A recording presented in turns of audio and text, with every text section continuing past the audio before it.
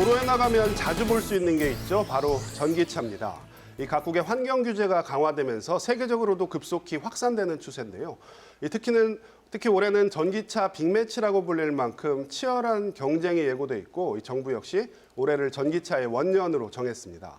그렇다면 과연 전기차는 어디까지 진화했을까요? 이 소비자 입장에서는 전기차를 지금 사도 좋은지 아니면 좀 더 기다려야 할지 이 관련 전문가들 모시고 이야기 나눠보겠습니다. 그럼 먼저 토론에 함께 하실 분들 소개하도록 하겠습니다. 대전시에서 임묵 환경녹지국장 나오셨습니다. 안녕하세요. 대덕대학교 자동차학과 이호근 교수 함께해 주셨고요.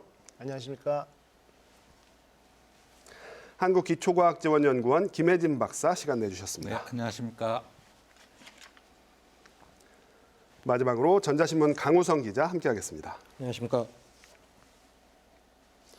저희가 토론에 앞서서 관련 영상 준비했는데요. 영상 보시고 이야기 이어가겠습니다. 정부가 5년 단위로 세워지는 친환경차 기본계획을 통해 내연기관차 중심에서 친환경차 중심의 자동차 생태계를 구축하겠다고 밝혔습니다.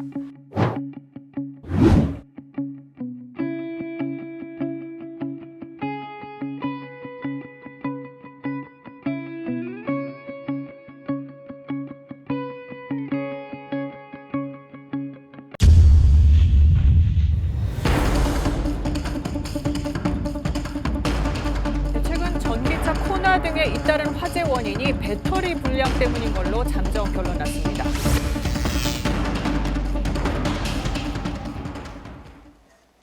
네, 영상 보셨는데요. 저희가 본격적인 토론에 들어가기 전에 먼저 논란을 한 번쯤 정리하고 들어가겠습니다. 박사님, 전기차가 과연 친환경적이냐 이런 질문이 근본적으로 많이 깔려 있습니다. 뭐 내연기관에서 미세먼지나 뭐 이산화탄소가 나오나 석탄화력 발전에서 전기를 만드느라고 이산화탄소나 매연이 나오나 그게 그거 아니냐? 과연 친환경적인 거 맞냐? 이런 의문 갖고 계신 분들 되게 많거든요. 어떻게 그거는 보세요? 연구하는 저희들도 의문이고 좀 딜레마기는 한데요. 네, 네. 자동차의 어떤 배출가스만을 본다고 하면 네. 명백하게 이거는 친환경적이죠. 예. 하지만 우리가 일단은 전기차를 두 종류를 지금 현재는 얘기를 하고 있거든요. 사람들이 흔히 얘기하는 거는 뭐 배터리 자동차만 전기차라고 얘기를 하는데 예, 예. 수소연료 전지 자동차도 이제 그 전기차고요. 예, 예. 근데 배터리 같은 경우에서는 사용할 때는 배터리를 생산하는 공정에서 네, 네. 나오는 그 매연은 그 석탄 화력 발전보다는 작겠지만은 네. 대신에 그거를 충전해야 되는 전기를 생산해야 되는 네. 전기 산업 쪽에서 봤을 때는 화력 발전이나 이런 쪽에서는 상당히 문제가 되는 그렇죠. 그 매연이 문제가 되고 네, 네. 특히 수소연료 전지 자동차 같은 경우는 운행할 때 이제 미세먼지까지 공기를 정화해주는 정화 기능이 기능이 있죠. 예, 예. 있지만은 수소를 생산하는 과정에서 네, 현재 물을 분해할 때는 우리가 전기를 사용해야 되고 네, 네. 또 다른 화학적인 거를 그러니까 뭐 정유가스를 리포밍 네, 네. 해가지고 했을 때는 또 다시 또 CO2를 발생하는 그런 네, 것 네. 쪽에서 보면은 그 양날의 검처럼 네, 네. 양쪽 면을 다 고려를 해야 되는데 네, 네. 그런 면에서는 우리가 한번 고려를 해봐야 될 것 같습니다. 네. 근본적으로 좀 고려할 만한 부분이 있다. 반면에 뭐 전 세계 각국은 뭐 전기차 전선에 뛰어든 대안 지금 뭐 열이 올랐습니다.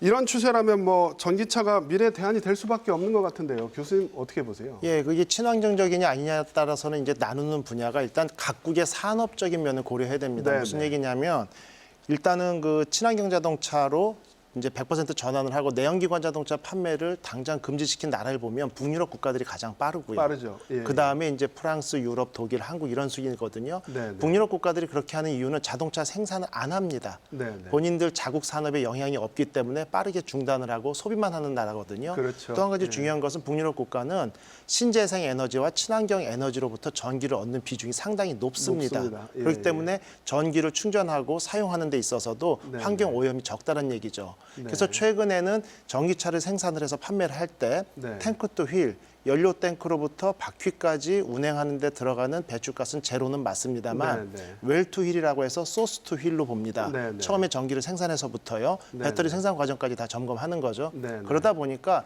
배터리를 어느 나라에서 생산해서 네. 최종 자동차를 어디서 조립했냐에 따라서 네, 네. 배출가스 양이 다 달라지거든요. 네, 네. 그런 것들을 평가를 하게 되는데 네. 가장 중요한 것은 미국에서 최근에 연구 결과를 보면 네, 네. 내연기관 자동차 100%를 워싱턴이나 뉴욕에 운행을 하다가 네, 네. 전기차로 100% 전환됐을 때 환경 오염에 대한 부분을 연구를 했는데 네. 기존에 우리가 이제 등고선처럼 네. 오염 물질이 인구 과밀 지역인 대도시에 집중되던 것이 전기차로 바뀌면 전 국토로 분산되는 효과가 있다는 결과가 나왔어요. 네. 결국 절대량은 큰 변화가 없을 수 있을지언정 네, 예를 들면 네. 여기서 우리가 전기차를 대도시에서 많이 타면 당진 네. 화력발전소를 좀 많이 돌려야 된다 이런 뜻이죠. 네, 그러다 네. 보니까 인구 과밀 지역에 많은 인구들의 오염 물질 노출 빈도를 줄여주기 때문에 네, 네. 전체적으로 건강에 도움이 된다. 이렇게 네. 좀 거시적으로 보는 시점이 최근의 트렌드입니다. 네. 어떤 미세먼지라든가 이산화탄소 같은 절대량에 있어서는 논란의 여지가 있을 수 네, 있지만 분포를 보면 그게 국가 전반적으로 퍼지기 때문에 훨씬 더 친환경적이다 이런 네. 말씀이셨는데요. 그럼 우리 지역 얘기 좀 해볼까요? 국장님, 우리 지역 지금 제가 서두에도 말씀드렸지만 전기차 굉장히 자주 눈에 띕니다. 우리 지역 전기차 보급상 얼마나 지금 보급이 되고 있습니까? 네, 최근에 이제 전기차가 많이 보급이 됐는데요. 우리나라 기준으로 하면 네, 네. 자동차 등록 대수가 작년 말 기준으로 해서 2,437만 대 정도입니다. 네. 이 중에서 이제 친환경차로 분류되는 전기나 하이브리드, 수소 자동차가 한 82만 대인데요. 네, 네. 비중이 한 3.4% 정도 됩니다. 네. 이 중에서 전기차는 13만 4천 대로 한 0.5% 정도를 차지하고 있고요. 순수 전기차만 말씀하시는 거죠? 예, 그렇습니다. 예, 예. 그리고 이제 우리 시를 기준으로 해서 보면은 우리 시가 이제 68만 대 정도가 자동차 등록됐습니다. 대전시가요. 그리고 저희들이 이제 2016년부터 이제 본격적으로 전기 자동차 보급을 시작을 했는데 네. 작년 말 기준으로 해서는 4,607대의 전기차를 보급을 했습니다. 그래서 네. 한 0.7%를 차지를 하고 있습니다. 네. 그리고 올해는 작년보다 좀 대폭 확대해서 3,800대 정도를 보급할 계획입니다. 네. 전기차 사시려고 고민하시는 분들 제일 궁금한 거 보조금입니다. 예, 그렇습니다. 이게 지역별로도 다르고요. 또 시기별로도 1, 2월 달엔 거의 보조금을 받기 힘들다 그러는데 보조금 지급은 지금 어떻게 진행되고 있습니까? 예, 일단 보조금은 전기 승용차의 경우에는 이제 최대 1,500만 원, 네. 그다음에 1톤짜리 전기 화물차의 경우에는 대당 2,400만 원을 정액 지원합니다. 네. 승용차 중에서 이제 코나 모델을 좀 예를 들어드리면은 네. 차량 가격이 한 4,700만 원 정도 하는데요. 보조금이 한 1,500만 원을 지원받고 그다음 구매자들은 자부담 한 3,200만 원 정도를 부담을 하면 됩니다. 네. 화물차의 경우에도 이제 1톤 트럭을 예를 들면은 차량 가격이 한 4,100만 원 정도 되는데 보조금 2,400만 원에다가 구매자들이 이제 자부담은 한 1,700만 원 정도 하면 됩니다. 네. 이런 보조금은 이제 6대 광역시 중에서 우리 시가 이제 가장 높은 보조금을 지원을 해주고 있습니다.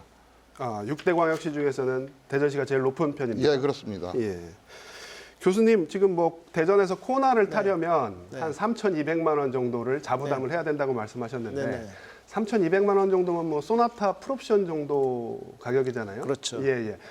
어떻게 이 정도 가격에 코나 전기차라고 하면 경쟁력이 있다고 보십니까? 실제 전기차가 아닌 코나 모델 같은 경우 2천만 원 초반대에서 중반대 가격이거든요. 네, 결국 네. 800에서 1,000만 원 정도 이제 업됐죠. 네, 네. 초창기에는 이 전기 요금을 한전에서도 상당히 할인해 줬거든요. 그렇죠. 그러다 보니까 연료비 절감으로 차량 가격을 더 낸 것을 네, 네. 언제쯤 본전을 뺄 수 있을까 이런 그렇죠. 카운트들도 많이 했어요. 그래서 보통 손익분기점이 있었죠. 예, 손익분기점을 8년에서 10년 이렇게 예, 봤었는데 최근에 전기차가 많이 대중화되면서 많은 사람들이 경험하다 보니까 기타 연료비 절감 이외의 장점들이 상당히 많거든요. 네네. 그런 장점들, 그다음에 환경에 대한 인식도 많이 좋아졌습니다. 그러다 네네. 보니까 제가 볼 때 3천만 원대 초반대라고 하면 충분히 경쟁력이 있고 네네. 상당히 많은 소비가 이루어질 수 있다 이렇게 보고 있습니다. 상당한 많은 소비가 이루어질 수 있을 것 같다.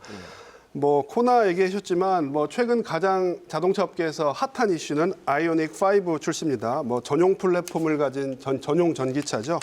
예, 강 기자, 사전 계약 대수가 현대자동차 역사상 최고를 기록했다고 하는데 이렇게 많이 팔리면 이제 전기차 시대에 본격적으로 도래했다고 봐도 되는 거 아닙니까? 아무래도 전기차에 대한 기대감이 한층 끌어올린 상황이고요. 네, 네. 현대차 아이코닉 5에 이어 기아차도 지난 9일에 EV6라는 기아도 내놓는다고 하죠. 전용 전기차를 공개하는 모습을 보여줬습니다. 네. 그리고 해외 업체들도 전기차 전환에 대한 속도를 높이고 있거든요. 네. GM 같은 경우는 2035년에는 휘발유나 경유 엔진의 차량을 판매를 중단하겠다 이런 네, 예고를 네. 한 상태고요.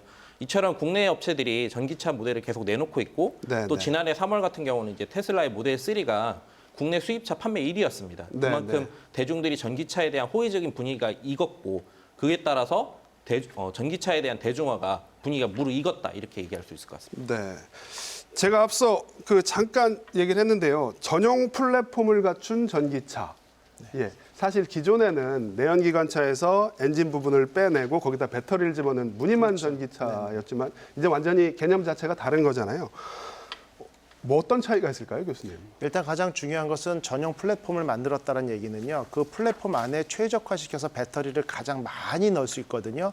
그래서 최근에 전용 플랫폼이 출시되면서 일충전 주행거리가 500km를 네. 쉽게 넘나드는 결국 주행거리에 대한 불만이 줄어들었고요. 일단 주행거리가 늘어난다. 그렇죠. 네. 그다음 전용 플랫폼을 만들다 보면 그 위에다가 쉽게 말하면 뚜껑만 바꿔 끼우면 네, SUV도 되고 스포츠카도 되고 네. 세단도 되고 네. 여러 가지 모델을. 그래서 전용 플랫폼 개발 발표 아이오닉 5 이후에 현대기아그룹에서는 2023년까지 22종의 전기차를 출시하겠다고 과감히 얘기를 했거든요. 네. 보통 자동차 한 대 개발하려면 3,500억에서 3년에서 4년의 기간이 걸리는데 네. 전용 플랫폼 하나 가지고 비슷한 유의 전기차 22종을 개발하겠다 이렇게 네. 얘기할 정도로 결국 생산 효율성, 기간 단축 이런 부분들이 상당히 좋아진다 이렇게 볼 수 있습니다. 네. 박사님도 뭐 관련 뉴스 접하셨죠? 네, 예. 배터리 부분은 어떻게 보세요? 지금 배터리 플랫폼은 바뀌었지만 배터리 자체가 새로운 신개념의 배터리가 설치되고 이런 건 아니잖아요. 기존의 그렇죠. 리튬이온인데 어떻게 기술적으로는 좀 향상이 됐다고 보십니까? 어떻게 보십니까? 결과적으로는 현재 많이 사용되고 있는 액체 전해질 기반의 배터리를 사용하는 것이 맞고요. 네. 지금 보면은 전기차 배터리 용량이 최근에 5년간 한 네네. 50% 이상 성능이 좋아진 것은 사실이에요. 네네. 근데 그것이 과학기술적인 이제 한계에 조만간 도달할 것이고 네네. 재료라는 건 항상 한계가 있으니까 네. 그런 면에서 봤을 때는 커다란 어떤 진보, 획기적인 변화가 배터리 쪽에서 있지 않는 이상은 네, 이런 네. 문제는 항상 존재할 것이다라고 네. 생각을 하죠. 네. 그래서 배터리 같은 경우에서의 어떤 기술적인 한계 네. 같은 경우를 현재 기반의 배터리에서 기술적인 한계 같은 거를 우리가 새롭게 뛰어넘는 그런 연구가 계속 진행돼야 되겠죠. 네, 관련 연구가 계속 필요하고요. 배터리 얘기 나왔으니까 좀 얘기를 더 해보면요. 코나 최근에 이딴 화재 때문에 굉장히 문제된 적이 있습니다. 리콜 하기로 해서 최근에는 배터리 제조업체와 현대차가 분담 비율을 얼마로 할 것이다까지 결정됐다는 얘기가 나왔는데요. 전기차 화재, 아예 안전성은 괜찮은 겁니까? 강 기자, 일단 이 코나 화재 그 얘기부터 좀 정리를 좀 한번 하고 얘기를 저희가 좀 이어갈까요? 코나 전기차 화재가 지금 국내를 비롯해서 전 세계에 집계된 건 총 13건 정도로 알려져 있는데요. 네. 근데 이게 비단 코나만의 문제는 아니고요. 이제 소방청이 조정한 시대전화위원실에 제출한 자료에 따르면 네. 지난해 전기차 화재 사고는 22건에 달합니다. 네.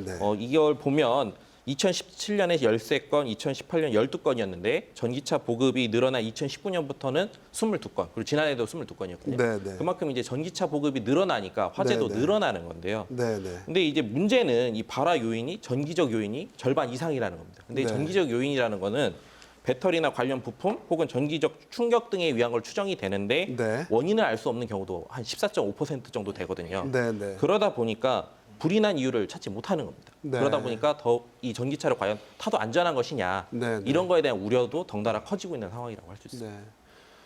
교수님, 강 기자가 지금 얘기했지만 보급 대수가 늘어나면 자연스레 화재도 늘어날 수밖에 없을 것 같습니다. 네네. 예. 어떻게 보세요? 근데 이게 보통 자동차 회사 같은 경우 불량률이라는 걸 의무적으로 국토부나 환경부에 보고하도록 돼 있거든요. 네네. 근데 그 불량률 기준이 특정 부품이 생산 과정에서 1.5% 이상의 불량률이 나오면 리콜을 해야 됩니다. 의무 사항이에요. 그런데 1.5%는 상당히 높은 수치이기 때문에 메이커별로 그 절반이 안 되는 0.5에서 0.7%의 불량률이면 대부분 이걸 조치를 취하거든요. 자발적으로요? 예. 네네. 근데 이제 코나 화재 같은 경우는 7만여 대가 판매가 됐는데 그 중에 열 몇 대라고 하면 네네. 실제 이게 보통 통상적인 불량률의 10분의 1 정도밖에 안 됩니다. 네네. 부품으로 보면. 네네. 그런데 화재가 워낙 피해가 크고 네네. 국민들이 또 예민할 수밖에 없고 전기차 원년 시대에 민감한 문제다 보니까 네네. 상당히 뉴스에 많이 오르내리고 있거든요. 네. 근데 저는 일단 메이커를 옹호한다기보다는 네네. 일단은 새로운 시대가 와서 새로운 어떤 개념의 자동차나 기계가 보급되다 보면 네네. 이런 시행착오는 겪어야 되거든요. 네. 그래서 그런 과정에서 본다라고 하면 이 불량률이나 이런 부분이 아주 심각한 건 아니고 네네. 초기에 어떤 배터리 생산 과정에서의 불량이라는 걸 빨리 찾아냈고 인지를 네. 하면서 리콜 조치를 발빠르게 했다라는 것은 네네. 기존의 메이커가 어떤 행해왔던 어떤 네네. 처신에 비해서는 상당히 좀 발빠르고 적극적으로 추진했다 이렇게 저는 평가하고 있습니다. 현대차가 전기차 시대를 좀 선도하기 위해서 과감한 조치를 내렸고 과감하게 조치를 내렸고 예, 예. 그 과정에서 LG 배터리 예, 예. 생산 업체하고의 책임 소재에 대한 합의가 네, 상당히 네. 늦어졌고 그 때문에 이제 국토부 같은 경우도 상당히 곤란했었는데 네, 네. 원만하게 해결되면서 보상금을 적절히 나눠가지고 진행하기로 한 부분은 잘했다고 보고 있습니다. 네. 박사님 뭐 자발적으로 뭐 적절한 조치를 하긴 했다고 하는데 근데 당장 제 차의 배터리에서 불이 난다 그러면 굉장히 불안하고 전기차 쳐다도 안 볼 것 같거든요. 배터리 좀 더 안정성을 확보하려면 어떻게 해야 됩니까?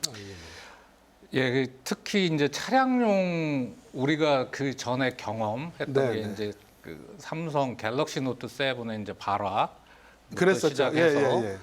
최근에 이제 전기차가 대중화가 본격적으로 되다 보니까 이제 차량 화재가 나오는데 네, 네. 그거는 현재 사용하고 있는 배터리가 가지고 있는 태생적인 문제 때문에 그런 리튬이온 배터리요. 예, 리튬이온 배터리 특히 거기에서 보면은 이제 차량 같은 경우에서는 그 액체 전해질을 사용하다 보니까 이게 보통 이제 그 서머 런웨이라 이제 전문적인 열폭주라고 합니다. 그러니까 네네. 폭주족처럼 네네. 그 열이 갑자기 올라가는. 그렇죠. 예, 예. 그러니까 이게 충방전이라든가 특히 이제 급속 충전을 한다든가 네, 네. 뭐 과전압이 걸린다 하다 보면은 예, 예. 그 안에서 이제 열폭주가 일어나고 이게 이제 발화라든가 또는 폭발 위험이 있기 때문에 네, 네. 그런 거를 줄일 수 있는 네네. 형태가 가야 되는데 현재 사용하고 있는 배터리에서는 그거를 이제 안전 장치가 다 있죠. 뭐 네, 냉각이라든가 네, 네, 이런 네. 장치가 다 있지만은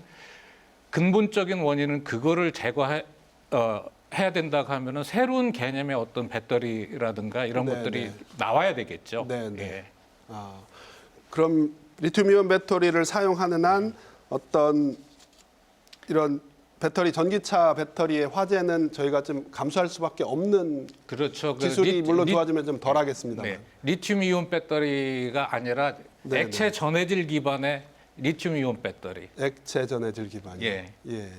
그래서 이제 일반 이용자들이 네네. 이번에 이제 코로나 화재가 나왔을 때도요. 네네. 대부분 보면 왜 발빠른 조치와 원인 분석이 없냐 이렇게 얘기를 하거든요. 네네. 그런데 그 원인을 분석하는데도 최소한 1, 2주는 걸리고 네네. 그 원인이 분석했으면 이제 해결책을 찾아야 리콜 조치를 승인을 해주거든요. 네네. 그럼 원인을 찾아가지고 해결책을 찾고 프로그램 업데이트를 하고 다시 필드 테스트를 하고 이런 데 동안에 한 4주에서 6주 정도가 보통 소요가 됩니다. 네네. 그래서 이 기간에 전기차 이용자들이 취할 수 있는 본인의 방어 수단으로는 그 충전 최대 용량을 100%가 아닌 85% 선으로 네네. 약간 낮게 충전을 하면 화재 위험성이 거의 사라지거든요. 그래서 네네. 실제 이런 어떤 문제가 대두됐을 때 물론 제작사에서 발빠르게 조치를 취하는 것도 중요하지만 일반 운전자들이나 전기차 사용자의 경우는 이렇게 SOC 최대 충전량을 조절함으로써 본인의 차량을 좀 더 안전하게 이용할 수 있습니다. 최대 충전량을 좀 낮추는 85% 거죠. 정도로 낮추고 예, 예. 급속 충전은 좀 최대한 좀 삼가하고요. 삼가하고요. 예, 예. 그럴 예. 경우에 물론 일충전 주행거리가 줄어든다는 어떤 불안감은 있을 수 있겠습니다만 네네. 일단은 안전이 더 최우선이기 때문에 예. 이러한 부분에 대해서 조치는 필요하다고 볼 수 있습니다. 뭐 지금 잠깐 말씀을 해주셨는데 액체 기반의 리튬이온 배터리 한계 때문에 뭐 도요타 같은 경우에 뭐 전고체 배터리 개발에 지금 열을 올리고 네. 있다. 그리고 뭐 업계에서는 그게 꿈의 배터리로 불린다고 저희가 본 적이 있는데요.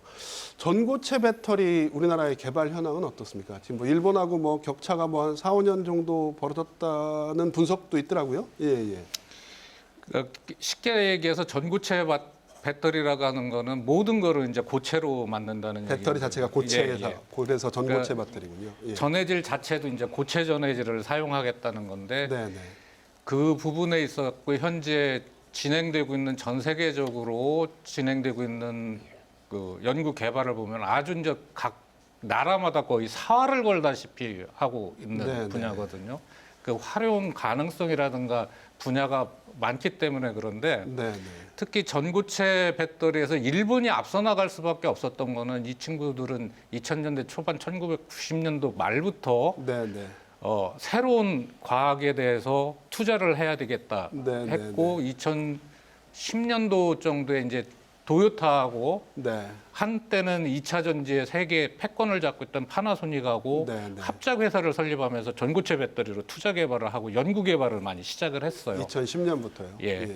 근데 그 일본 같은 경우에서는 이제 주로 저희들이 얘기하는 전고체 전해질을 지금 가능성 있는 거 한 세 가지를 보는데 네네. 황화물 기반하고 산화물 기반하고 고분자 네네. 기반으로 하고 연구를 하고 있지만은 일본 같은 경우는 황화물 기반에 대한 연구가 굉장히 많이 앞서 있고 네네. 특히 올해죠. 올해 21년도에 그 워낙은 작년도였지만은 그 올림픽 도쿄 올림픽에 네, 네, 맞춰가지고 모든 도쿄 시내를 전고체 배터리 자동차로 자기네들이 운행하겠다고 했지만은 상용화를 예. 벌써 예예. 그게 이제 여러 가지 상황 때문에 미뤄져 있고 네, 네. 2025년도부터 이제 상용화를 시작하겠다고 얘기를 합니다. 네네. 근데 우리나라 같은 경우도 현대자동차 같은 경우에서는 전고체 기반의 배터리의 상용화 기본 기술을 2025년도부터 네네. 시제품을 내놓고 2027년 이후부터 양산을 준비해서 2030년에 비로소 양산을 한다고 하거든요. 네네. 그런 면에서는 한 뭐 일본하고 5년 5년 정도 격차가 정도라고 있다. 하지만은 네네. 제가 봤을 때 연구하는 연구자 입장에서는 네네. 그런 기술이라든가 어떤 소재에 네. 대한 원천 기술 확보 네. 측면에서는 저는 그거보다는 더 차이가 많이 나지 않나 그렇게 생각을 합니다. 5년 이상 네. 예, 저희가 더 분발해야 될 부분이군요. 그렇죠. 예. 연구자들이 더 분발해야 될 부분이. 네. 배터리도 배터리인데 이 충전하는 부분 때문에 뭐 날마다 충전 전쟁이라고 하죠. 지금 전기차 이용하시는 분들 충전을 충전도 오래 걸리고 충전할 장소도 찾기 힘들다 그러는데 인프라가 좀 빨리 늘었으면 좋겠는데요. 국장님, 저희 대전 지역은 이 충전 인프라 좀 어떻게 좀 잘 갖춰져 있습니까? 예, 저희들도 전기 자동차가 보급되면서 충전 인프라를 확충하려고 다각적인 방안을 지금 검토를 하고 있습니다. 네, 네. 우선 우리 시의 현황을 보면은 이제 금년 1월 말 현재 그 425개소에 925기의 그 충전기가 있습니다. 네, 네. 그래서 급속 충전기가 172기, 그다음에 완속 충전기가 753기의 공공용 충전기를 설치 운영 중에 있고요. 네, 네. 이와 별도로 이제 아파트 등 그 공동주택에 설치되어 있는 그 전기차 전용 콘센트도 한 네, 약 5,000개 정도 설치되어 있습니다. 네. 그리고 아까 말씀드렸지만 올해 이제 대폭 늘어난 그 전기차 보급 대수를 고려해서 공공용 급속 충전기를 그 추가 보급하기 위해서 한국전력공사에 그 설치 수요 장소를 저희들이 제출을 했습니다. 현재 그 현장 조사를 진행 중인데요. 네, 금년 안에 설치가 완료되면은 지금보다는 이제 충전 환경은 좀 좋아질 것으로 예상이 됩니다. 네. 이뿐만 아니라 이제 그 마트나 주유소, 이제 편의점 등 그 민간 소유 부지에도 전기차 충전 인프라가 확충될 수 있도록 한국에너지공단과 함께 그 설치비 일부도 지원해주고 있습니다. 네. 저희들이 이제 꾸준하게 그 충전 인프라 확충을 위해서는 계속적으로 네, 네. 노력하고 있다고 말씀을 드리겠습니다. 이게요. 그러니까 궁극적으로는 뭐 아파트 같은 공동주택은 그렇다 쳐도 개인주택, 단독주택에 사시는 분들은 이제 각자 뭐 전기차 한 대, 충전기 한 대 이렇게 가야 되는 거잖아요. 그 정도 시점이 되려면 얼마나 걸릴까요, 저희가? 실제 이 충전기에 대해서 보통 차량이 한 대 보급되면 충전기는 2.5개 정도가 있어야 원활하게 돌아간다. 이런 선진국의 통계가 있거든요. 차량 한 대당 2.5개의 2.5개요. 충전기는 있어야 됩니다. 네네. 그런데 말씀하신 대로 공용 충전기만으로 이러한 숫자를 커버하기에는 한계가 있거든요. 네네. 그래서 최근에 우리나라도 이제 몇 년 전부터 개인 충전기를 공유화하는 쪽에 플랫폼 공유 서비스 쪽으로 조금 전환이 되고 있어요. 무슨 네네. 말씀이냐면 한전에서 나온 전기는 실제 생산원가보다 싸게 전기차 사용자들에게 공급이 됩니다. 네네. 그래서 적정 용량이 킬로와트당 550원, 570원이 적정 가격이다라고 하지만 실제 250원에서 350원 내외로 충전하니까 충전할 때마다 나라 세금이 들어가거든요. 네. 거꾸로 말씀드리면 나라 세금의 혜택을 본 전기를 제가 다른 사람한테 팔 수가 없다라는 거죠. 네, 그래서 네. 개인용 충전기는 본인만 써야 되는데 최근에는 규제 샌드박스로 이게 좀 풀렸습니다. 네, 그래서 네. 일부 기업이 특정 지역에서 개인 제가 집에 있는 충전기를 오픈을 해놓으면 그 충전기가 비었다는 걸 알고 일반 사용자들이 와서 사용을 하고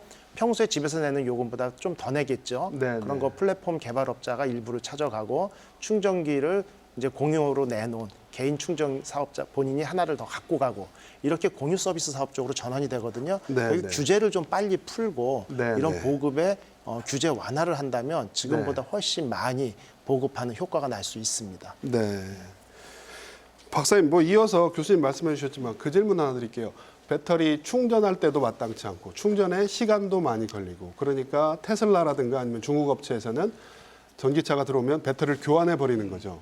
배터리를 빼고 충전된 배터리를 넣어주는 이런 방식을 고민했다고 하는데 이거 어떻게 현실성이 있어 보입니까? 어떻습니까?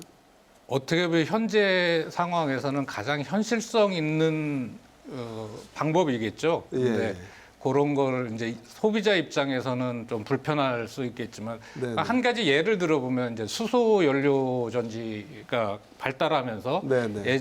현재는 이제 그 탱크를 고압 수소를 하고는 있지만 예전에 이제 스쿠터라든가 네네. 모터사이클 같은 경우에는 그런 거가 아니라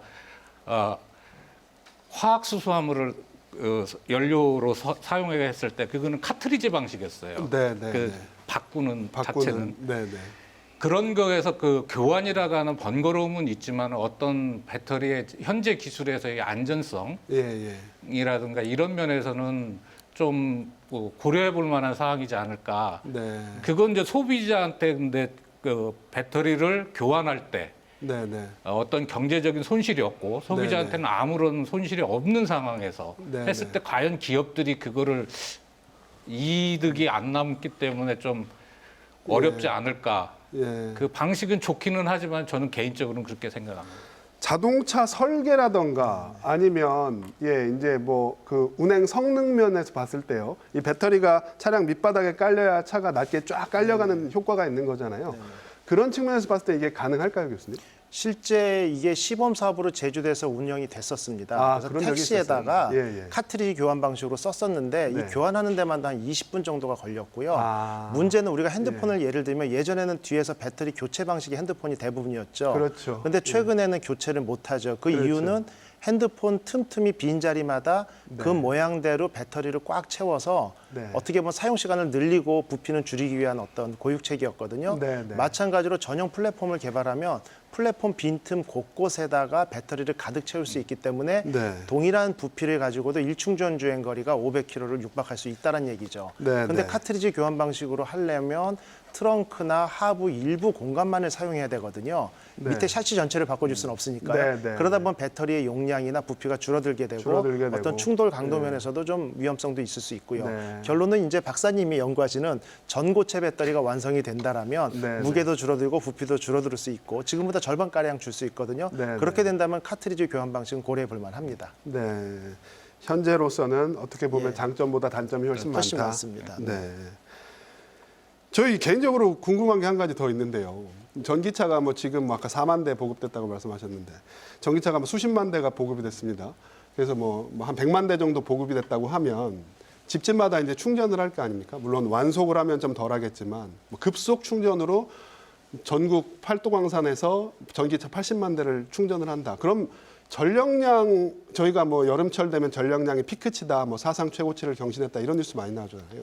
저희가 감당할 수 있는 겁니까? 그 전력 생산 지금의 어떤 인프라 수준에서요? 예.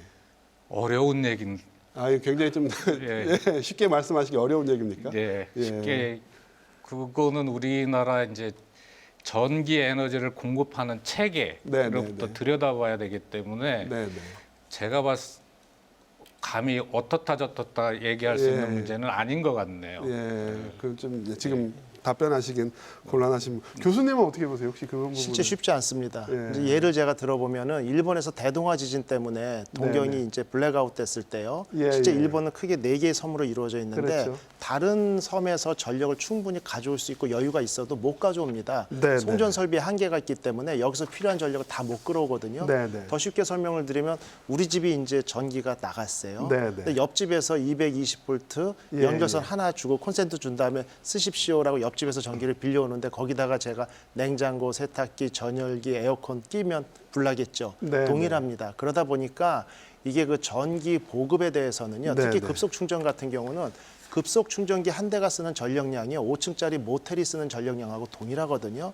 그래서 우리가 네. 뭐 커피숍 가가지고 충전기 핸드폰 쭉 꽂아도 되는 것처럼 생각들을 하시는데 네네. 충전 코드가 여러 개 있다 하더라도 이 라인은 하나거든요. 네네. 그래서 전기차 2대가 동시에 급속 충전이나 휴대용 충전기로 충전을 한다라고 하면 셧다운 될 수밖에 없어요. 네. 그렇기 때문에 이거는 쉽지 않은 문제고 그래서 네. 최근에 정부가 생각했던 여러 가지 문제들 중에 하나가 ESS, 에너지 스토리지 시스템을 많이 연구를 하는 이유가 여기에 있습니다. 왜냐? 네.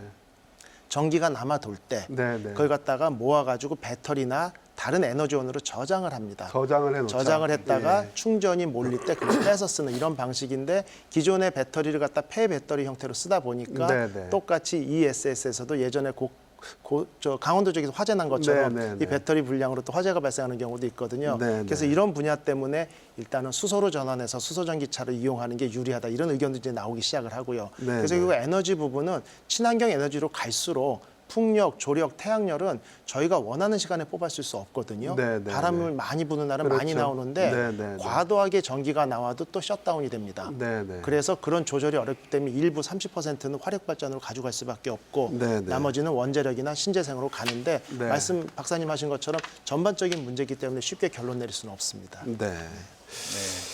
저희가 배터리 쪽 얘기를 좀 오래 해서요. 이제 좀 보조금 쪽 얘기를 좀 여쭤보겠습니다. 뭐 통상적으로 이렇게 지켜보면 이 전기차 판매 시장에서 뭐 1, 2월 달에는 보조금이 안 나오기 때문에 판매량이 뚝 떨어진다고 하죠. 국장님, 뭐 지금 뭐 보조금을 주시는 입장이시긴 합니다. 예, 근데 보조금 정책 사실 언제까지 이걸 이렇게 줄 수도 없는 노릇이잖아요. 이제 보급 대수가 많아질수고요. 보조금 정책 좀 보완할 점 있지 않겠습니까? 어떤 점들이 좀 필요하다고 보세요?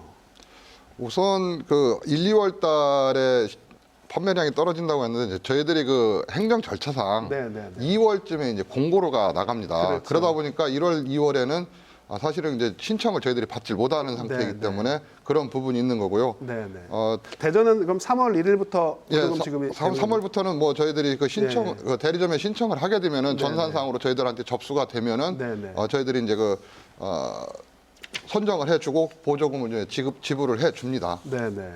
그리고 이제 그 보조금으로 이제 이거를 계속 운영할 수 있는가 그런 네네. 부분이 좀 있는데 정부 정책에서 보면은 게 우리가 이제 자동차 총 소유 비용이라는 얘기를 하는데요. 네네. 구입 가격에 대한 이제 연료비를 더한 내용인데 2025년쯤에는 이제 전기차의 총 소유 비용이 네.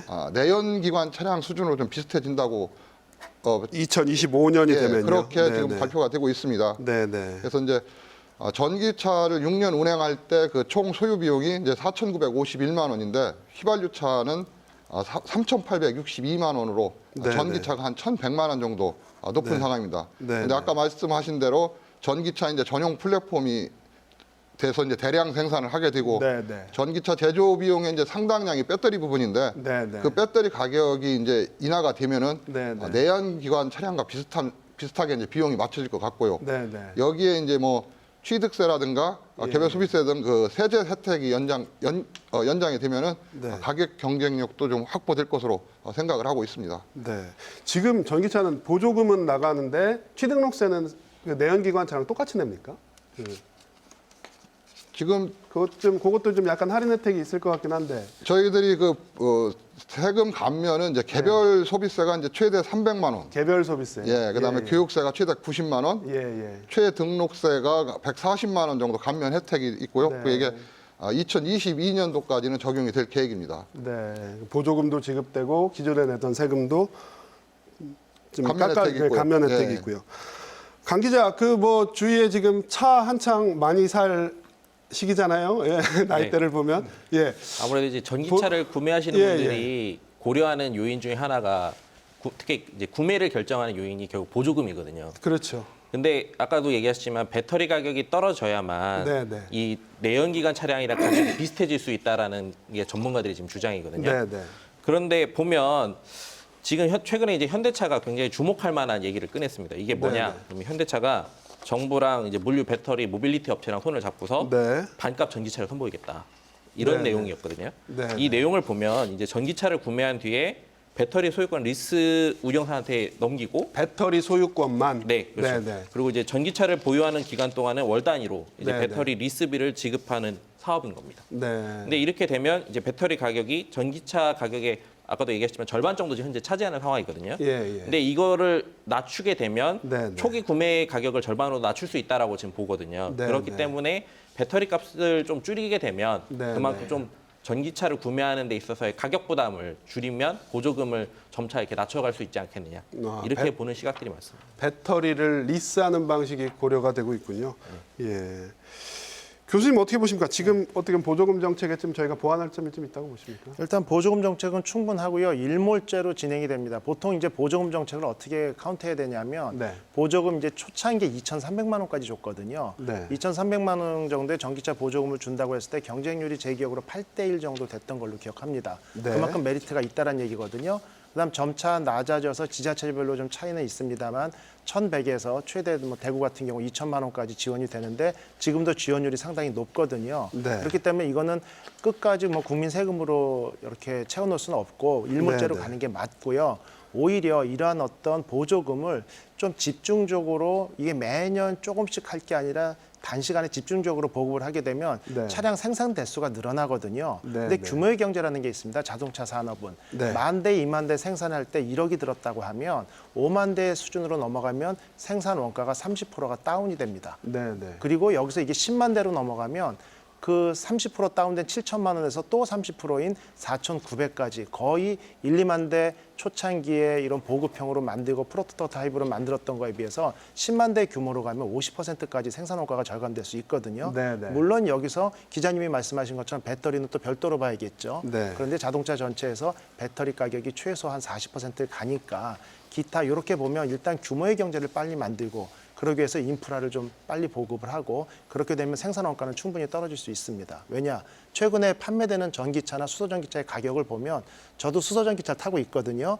재작년에 2019년 8월에 구매를 했을 때 풀옵션이 7,220만 원이었는데 네. 최근에는 6,700만 원인가 800만 원대로 원가가 떨어지고 있어요. 아. 결국 생산량이 늘어나면 차량 가격은 쭉쭉 떨어질 수 있기 때문에 단기간에 집중해서 보급을 늘리는 게 가장 유리하다 이렇게 보는 겁니다.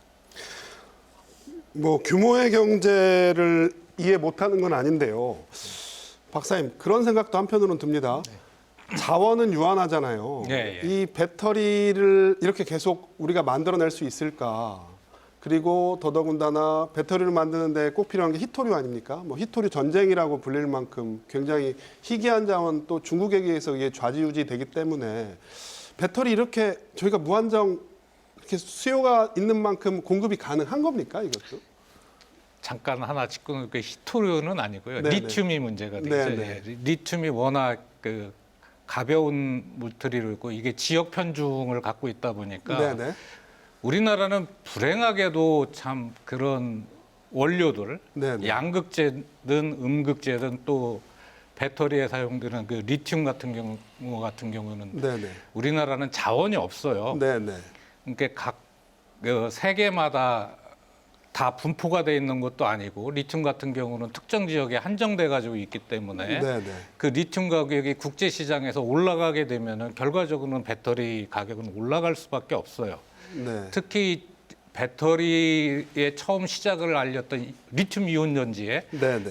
처음 시작 알렸던 리튬 코발트 옥사이드 같은 경우에는 코발트 값이 또 워낙 고가기 때문에 네네. 현재 배터리 업계에서는 코발트 양을 가장 적게 쓰는 방식으로 해갖고 전이 금속 계열인 리튬이라든가 또는 맹간 또는 알루미늄을 적절한 걸로 섞어가지고 코발트 가격을 낮춰가지고 코발트를 대체할 수 있게 예. 하고 있기 때문에 그러한 광물 시장의 가격에 따라 가지고 배터리 가격은 조금 왔다 갔다 하기 때문에 네네. 아무리 규모의 경제가 된다고 할지라도 우리 같이 수입해서 쓰는 입장에서는 그거는 조금 달라질 수가 있죠, 경제적인 면에서. 그 자원 분포, 그러니까 자원의 양 자체는 어떻습니까? 이렇게 세계적으로 지금 전기차 수요가 어마어마하잖아요. 네, 예. 이걸 감당할 만큼의 어떤 리튬 자원은 있는 겁니까? 그러니까.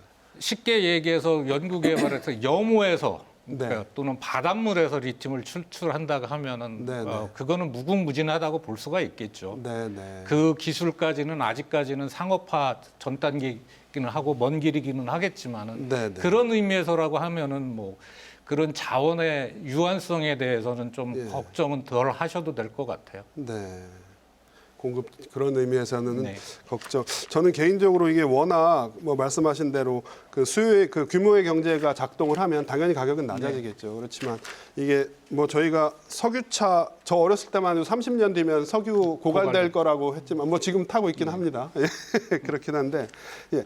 강 기자 지금 뭐 배터리 얘기 잠깐 했지만 전기차 보급 애로사항 있다면 어떤 것들이 있을까요? 지금 뭐 네, 앞서도 얘기하셨지만 네, 일단 네. 충전 시간 문제도 있고요. 네, 특히 네. 이제 긴 거리를 장기간을 뛰어야 되는 고속도로 같은 경우는 지금 현재 충전기가 한두 대밖에 없거든요. 네, 그러다 네. 보니까 앞서 차량이 그런 전기를 충전하고 있는 경우에는 굉장히 또 기다려야 되는 문제가 있고요. 네네. 또 지금 충전기 개수가 부족하지 않다곤 하지만 네, 뭐 네. 아파트 중심이다, 또 공공기관 중심이다 보니 이제 주택가나 이런 부분들이 어려운 점도 있지만 저는 그 외에도 하나 더 주목할 게 있다고 보는 게 네, 네. 고장 수리입니다. 현재 고장 수리 네, 부분이요. 예, 전기차 같은 경우에 화재 원인도 현재 찾기가 어렵지만 네, 고장의 네. 원인을 찾을 수가 굉장히 어렵습니다. 왜냐하면 나온 지 얼마 안 됐거든요. 그러다 네. 보니까 데이터베이스가 없고 전문 정비 업체가 없는 겁니다. 네, 네. 그러다 보니까 이 원인을 찾기 위해서는 같은 고장 증상 원인을 파악을 해야 되거든요. 네, 그러면 네. 결국엔 고장난 차를 가지고 장시간 주행을 해야 됩니다. 네, 네. 근데 이거에도 상당한 시일이 걸리는데 네, 네. 실제 지난해 1월에 어떤 일이 있었냐면 부산에서 그 전기 충전구 커버 단순 오류 문제였는데 네, 네. 이거를 이제 정비업체에 맡겼습니다. 예, 근데 예. 원인을 못 찾았습니다. 네, 결국에는 이제 그 직영업체한테 네, 서비스 센터를 갔는데 여기서도 이제 부품 교체를 해야 되는데 이 부품 교체가 안 되는 겁니다. 네, 그래서 네. 결국엔 서울에 있는 센터로 보냈거든요. 네, 네. 이 시간이 결국 그 사용자한테 그렇죠. 엄청난 부담인 겁니다. 네, 네. 그러니까 전기차를 공급하는 거는 어떻게 보면 이용자를 독려한다라는 측면에서 인프라를 늘리는 건 될 수 있지만 네. 현재 사용하시고 있는 분들한테도 사실 편의성이 필요하거든요. 네, 네. 그런 면에서 놓고 봤을 때는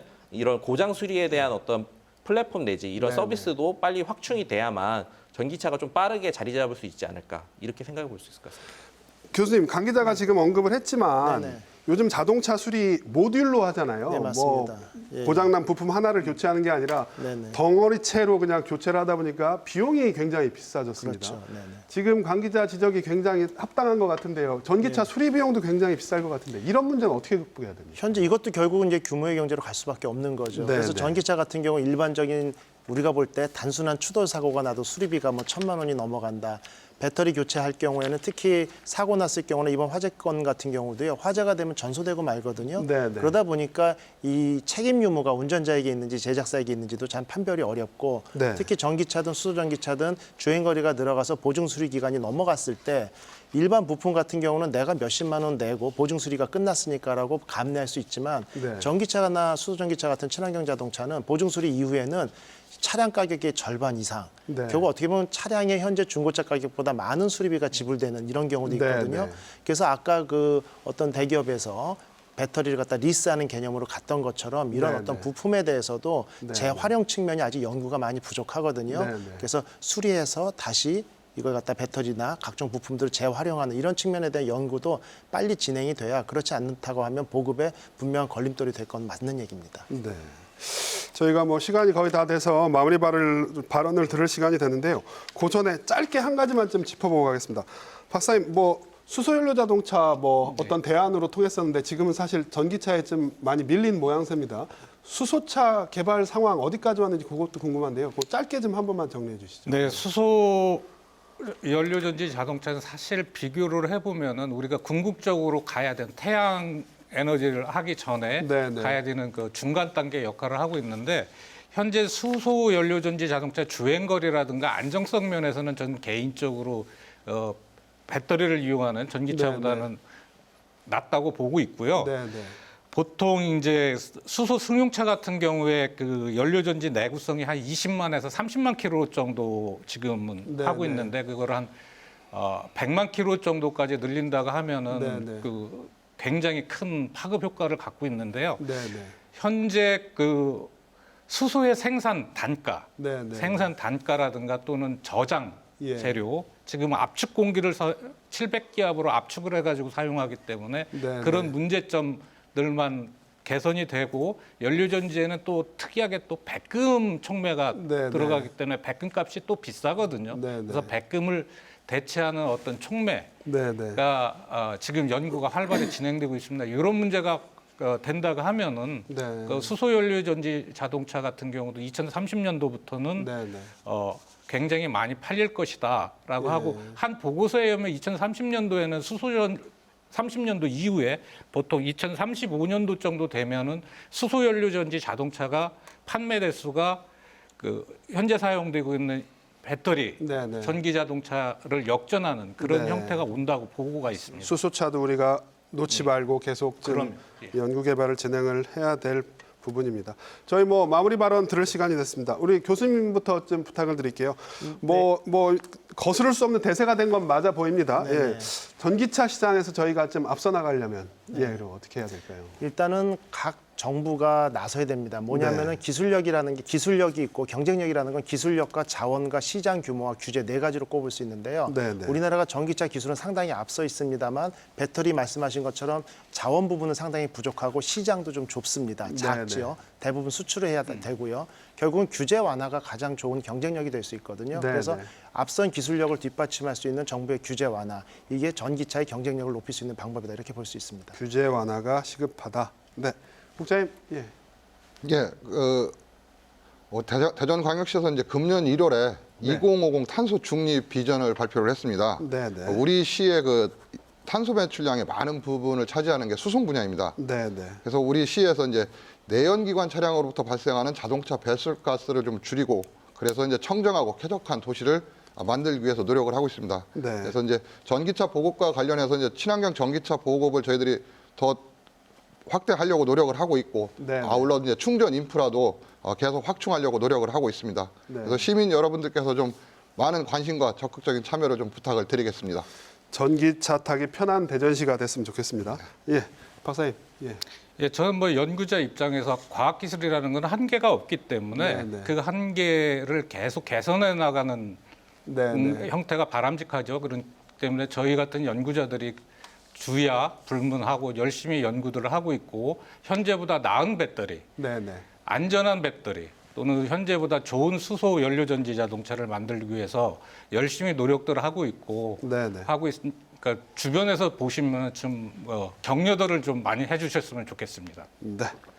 강 기자, 네. 전기차 지금 사도 되는 겁니까? 좀 기다려야 되는 겁니까? 예? 일단 관심은 무르익은 것 같습니다. 예, 하지만 예. 확실한 내연기관의 대안제가 되기에는 좀 시간이 필요한 것 같고요. 예, 그렇게 예. 하기 위한 여건, 아까도 말씀하셨지만 충전 인프라라든지 네, 또 네. 가격적 경쟁력이라든지 이런 것도 중요하고 그걸 네. 더불어서 고장 수리에 대한 그런 네, 부분도 네. 필요한데요.